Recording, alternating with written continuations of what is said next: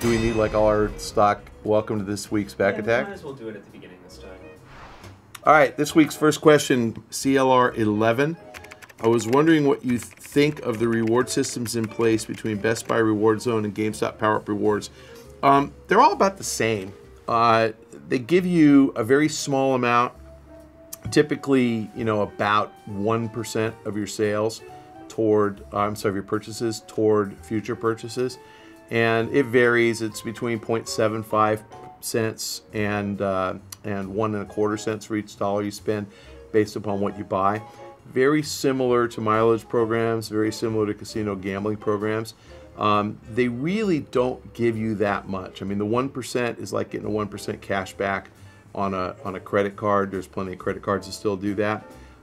They're really just trying to get you loyal. So, for me, I actually am a member of both. And, I don't trade in used games at GameStop mostly because I get games free, so I feel really guilty. But I do buy games that I don't get elsewhere when I go into both stores. And I manage to spend about $500 a year at Best Buy, and it cracks me up. I get a $5 reward certificate every time I spend $500. Now, they don't give it to me if I spend $200. I don't get a $2 reward certificate. So it's kind of a threshold. You got to get to 500, then you get $5. So they're really not even giving away 1% because most people don't spend $500. So all the masses that spend $100, $200 there a year get nothing. GameStop, same thing. You get your credits, and if you don't use them, I think I have about, you guys can tell me what this is worth, 4,700 PowerUp Rewards credits. I have no idea what that means. I'm guessing it's $4.70, but it could be $47. It's not $4,700. I don't even know what to do with them. I think that they're all competitive. I think that the difference is that with Best Buy, they really don't give you much for your Reward Zone credits except the discount, coupon on some future purchase. With GameStop, you heard it here first. I think GameStop is going to start getting very creative. I am a member of the United Mileage Plus program. I'm a 100,000 mile flyer. Try to do that in your head. I fly a lot. 130,000 miles last year. And that lets me get on the plane first. Sure, I get upgraded every once in a while to first class. That's cool. So you get a piece of rubber chicken and you get a little more leg room. But being a 1K member, 100,000 flyer, that means every time I book a flight, the exit rows are open. I can pick an exit row seat. Every single time I show up for a flight, they let, after the uniformed military board first, which they should always do because we have to respect our military. Fortunately, there's never more than one or two of those guys on a flight. I get to go on. That means I get overhead space. I get to get in and not have to hassle. It's like, I love that. So you heard it here first. GameStop is going to let some, not all, some PowerUp Reward members cut the line at midnight sales. That's coming. I guarantee it. I think they're going to come up with a tier of PowerUp. It's not going to cost you money. They're going to say, just like Best Buy does, if you spend $500 a year at GameStop, you get to cut the line at midnight sales. That would be very cool. How about if you trade in an iPad? You get to cut the line at midnight sales. How about if you go in and buy an iPhone and get a prepaid plan?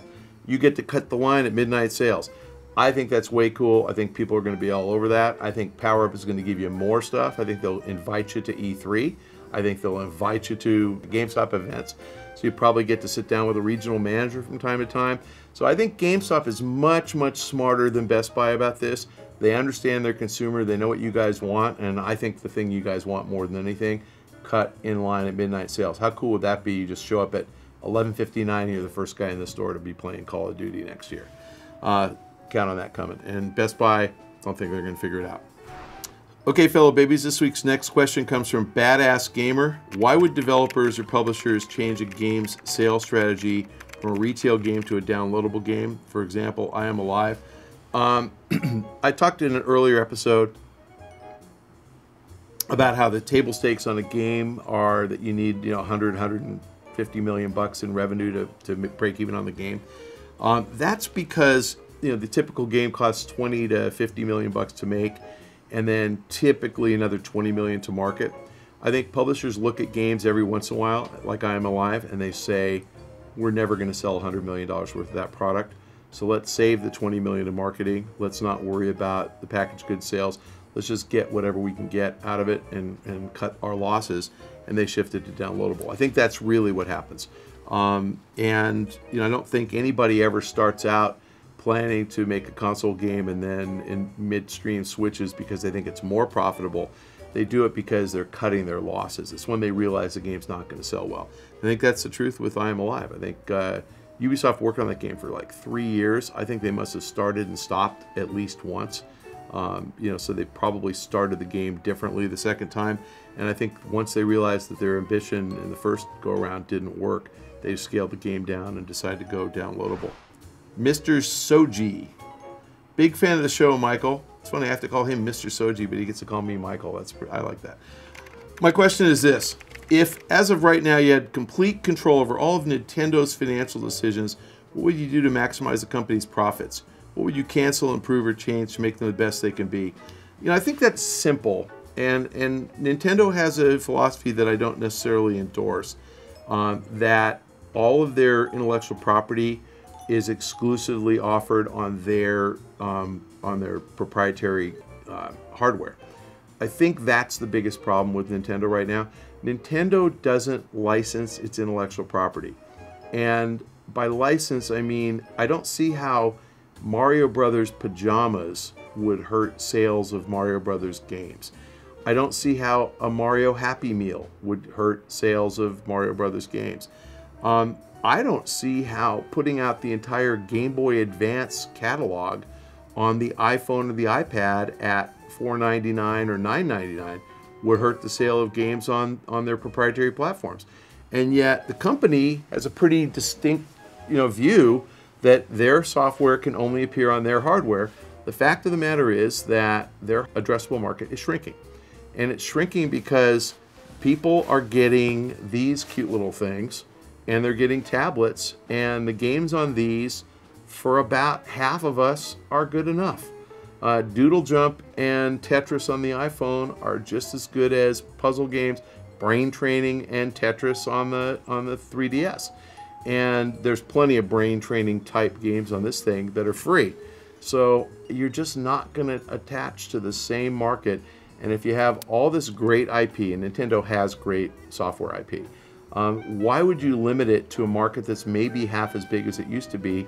Why not throw some of the old stuff onto the iPhone, onto the tablet, onto Android, and make some more money? So I think that's the simple fix. As far as everything else, I mean, they've been really successful over the years in trying to innovate on handhelds and consoles. So the Wii U may work. 3DS clearly was innovative and different from what you could get elsewhere. So far be it for me. I'm not a creative guy. I'm not the guy who's going to tell them to change their hardware. I don't think their hardware strategy is flawed. I just think they're addressing a smaller market. I think their software strategy is flawed.